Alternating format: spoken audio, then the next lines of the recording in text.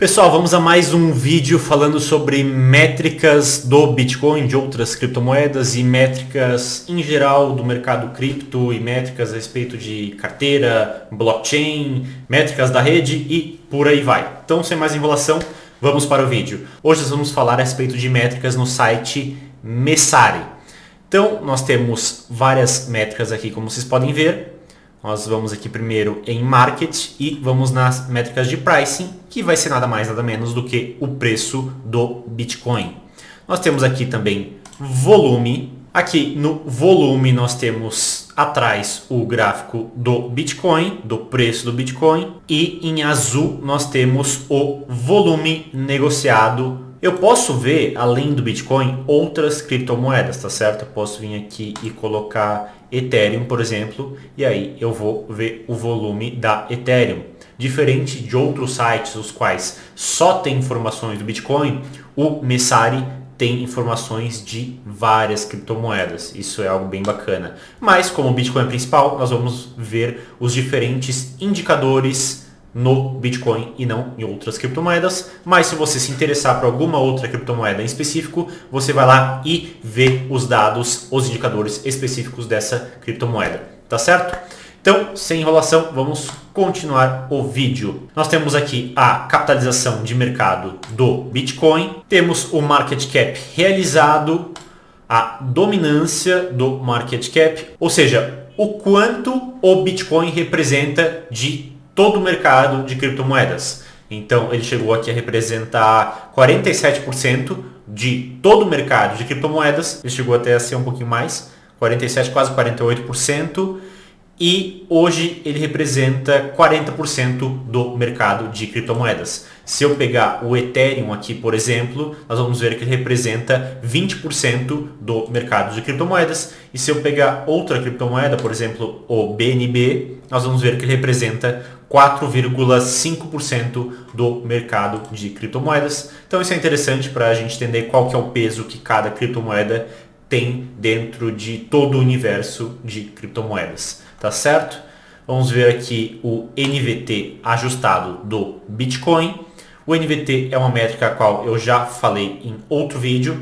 E aqui nós temos no Pro o NVT em uma média de 90 dias. Então, para quem não sabe o que é o NVT, veja os meus vídeos antigos, mas também eu vou explicar o que é nesse vídeo. O NVT é o valor daquela rede dividido pelo valor transacionado naquela rede. Ou seja, o valor daquela criptomoeda dividido pelo valor transacionado daquela criptomoeda. Aí nós temos aqui outras informações no Pro e aí nós temos que pagar para nós termos essas informações. Em risco nós temos o Sharpe Ratio, que é uma métrica que compara a performance da criptomoeda, que no caso o Bitcoin, com um ativo sem risco, que no caso seria o título americano de 10 anos, que geralmente em métricas internacionais é utilizado como referência para ativo sem risco. Lembrando, nenhum ativo é sem risco, mas o título de 10 anos do governo americano é visto por muitos como o ativo menos arriscado no planeta. Então, quando nós queremos uma métrica de ativo sem risco, nós utilizamos o título americano de 10 anos, que é o que eu acredito que o site deve estar utilizando como referência, tá certo?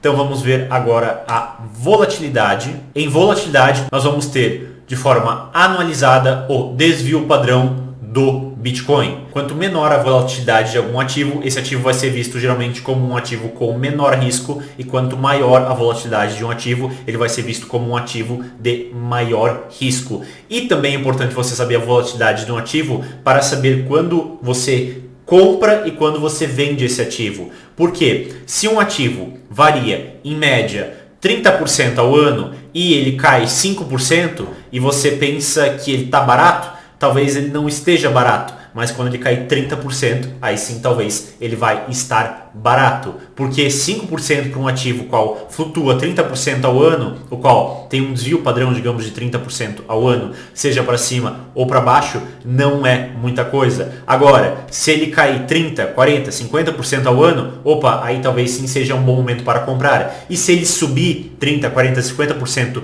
no ano, aí sim talvez seja um momento para vender. Então é importante você entender a volatilidade do ativo que você está operando. Vamos agora vamos primeiro aqui fechar Market e vamos em Supply. Eles têm aqui 53 indicadores de Supply. Vamos começar pelo Circulating Supply, que é toda a oferta que nós temos de Bitcoins ao longo do tempo. Como vocês podem ver, no médio, curto e longo prazo, o Bitcoin vai aumentando a sua oferta, porque mais Bitcoins vão sendo criados. Por isso nós vamos sempre ver uma linha ascendente quando nós falamos em supply do Bitcoin, até que o Bitcoin pare de ser criado, que vai ser algo que vai acontecer no final desse século. Vamos agora ver a criação do Bitcoin, ou então para nós fazermos um comparativo à inflação que acontece no Bitcoin anualizada. Então nós vemos aqui que todo ano o Bitcoin tem algum grau de inflação. Esse ano nós estamos tendo uma inflação aí próximo de 2% no Bitcoin. Em outros anos nós tivemos uma inflação de 1,5%, 1,6%, 1,7%, 1,8%, ou seja, a inflação no Bitcoin costuma ficar por aí, mas a cada ano que passar a inflação no Bitcoin vai ficar menor, ou seja, a tendência nos próximos anos, essa inflação ser 1,5%, 1,4%, 1,3%, 1,2%, 1,1%, 0,9, 0,8, 0,7, 0,6, ou seja, ano a ano ela aí em média diminuindo um pouco. Tanto que se nós vermos, como vocês podem ver aqui, eu coloquei em um gráfico de 5 anos e há alguns anos atrás a inflação no Bitcoin era ali em média uns 4%, depois foi próximo para 3,5% e hoje nós estamos em uma média aí de 1,7%. Ou seja, houve uma queda na criação de Bitcoins. Vamos ver agora New Issuance. Aqui nesse gráfico eles vão cruzar a criação de Bitcoins com o preço do Bitcoin. E daí eles vão relacionar essas duas informações. Vocês podem ver que a relação valorização, criação de Bitcoin era maior antigamente e agora a relação valor, criação do Bitcoin está ficando cada vez menor porque menos Bitcoins estão sendo criados. Vamos agora ver em unidades nativas. É um gráfico parecido com o que nós vimos anteriormente. Vamos agora em atividade. Todas as informações em atividade nós temos que comprar o plano Pro deles para ter acesso. Mas essa é uma informação bem importante porque vai ditar muito qual será o preço do Bitcoin ou de outras criptomoedas. Então se você gosta de fazer operações em criptomoedas, é importante você ter dados em real time de supply de determinada moeda, porque isso vai acabar afetando o preço dessa criptomoeda. Vamos ver agora distribuição, se tem algum dado que nós podemos ver. Não tem nenhum dado que nós podemos ver, nós precisamos do Pro para ver.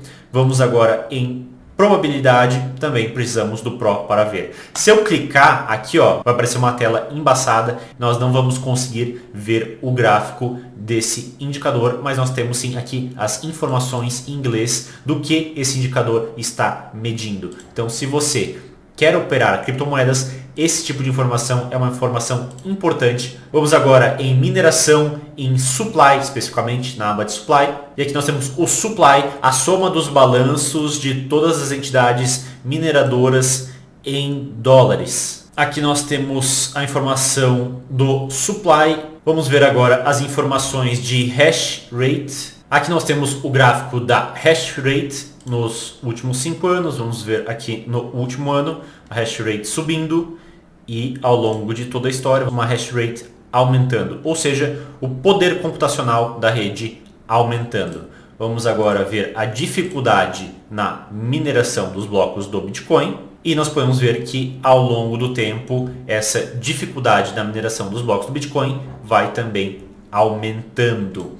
Vamos ver agora endereços, atividade nos endereços. Aqui nós temos a soma do total de endereços em atividade na rede do Bitcoin. Nós podemos ver que em 2017 houve um aumento muito grande e depois houve uma queda e aos poucos foi aumentando quando o Bitcoin fez máximas e depois houve uma queda. E aqui embaixo nós temos a distribuição desses endereços e todos esses dados também só podem ser vistos no Pro. Então vamos agora em Exchange, 82 indicadores diferentes. Nós temos aqui depósitos em Exchange. Isso é outra métrica importante porque os depósitos costumam acontecer mais em topos no mercado, porque as pessoas vão lá e querem comprar as criptomoedas justamente quando o mercado está fazendo topo, da mesma maneira que as pessoas gostam de comprar ação quando o mercado está fazendo topo, ou gostam de comprar renda fixa quando o mercado está fazendo topo, em vez de fazer o contrário, que seria o correto.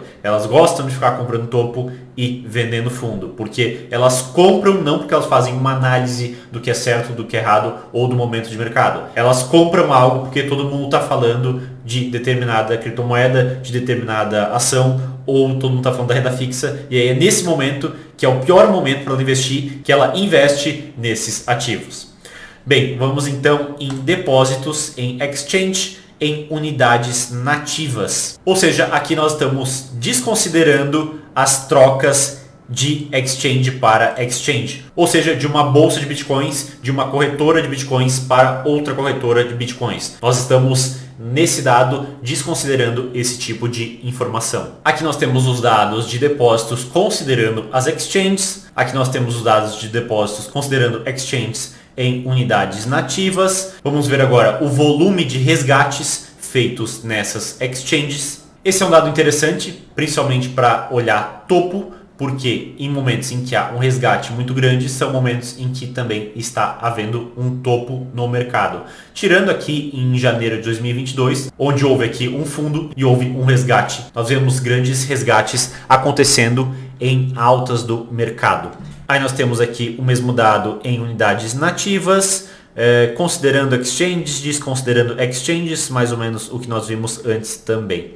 Vamos agora para supply on exchanges, ou seja, a oferta nessas exchanges. Nós podemos ver que essa oferta vai acompanhar o preço do Bitcoin. E aqui é o supply nessas exchanges seguradas em carteiras. Vamos agora ver os movimentos dentro da rede. Aqui, para nós termos essas informações, nós precisamos do plano Pro. Vamos agora ver as retiradas, os resgates feitos. Para ver essas informações, nós precisamos também do plano Pro. Então vamos agora fechar Exchange e vamos em taxas e receitas.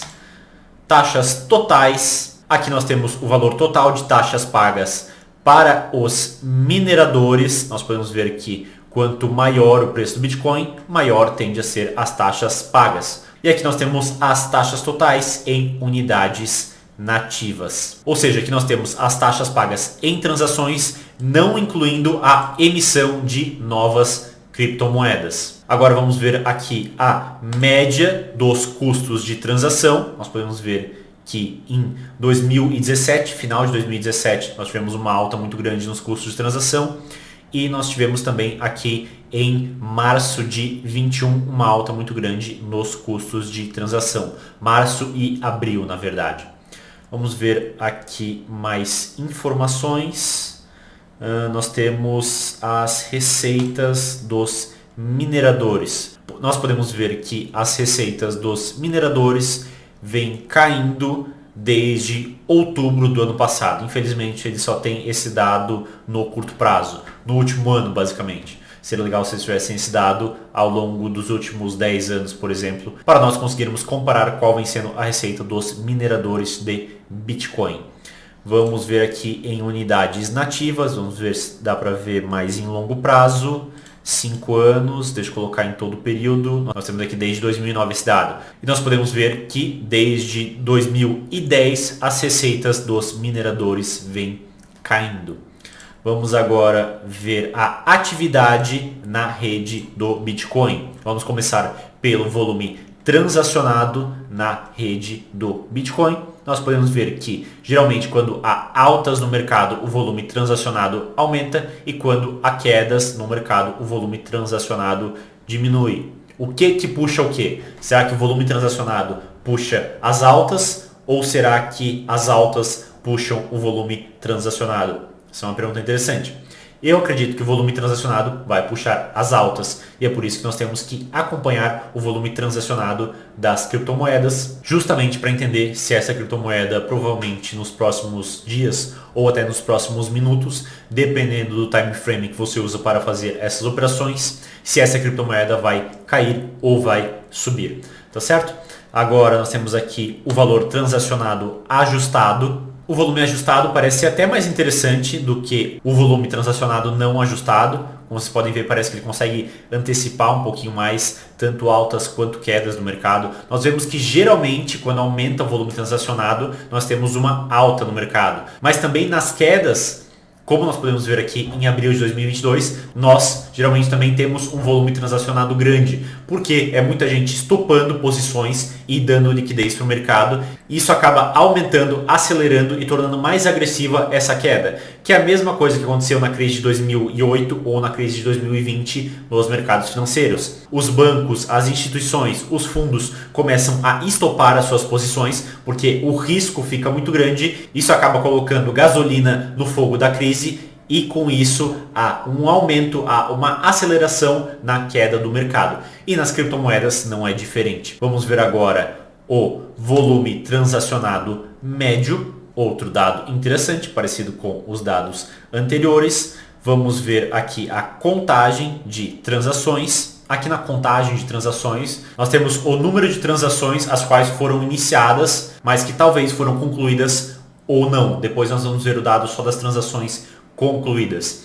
Aqui nós temos um dado importante, mas não tão importante quanto o volume transacionado, porque eu posso ter uma transação sendo feita com volume de 1 milhão e eu posso ter 10 transações sendo feitas com um volume de R$10 cada transação. Qual que é mais importante? O dado mais importante é o dado do volume, porque esse dado vai afetar muito mais o preço dessa criptomoeda.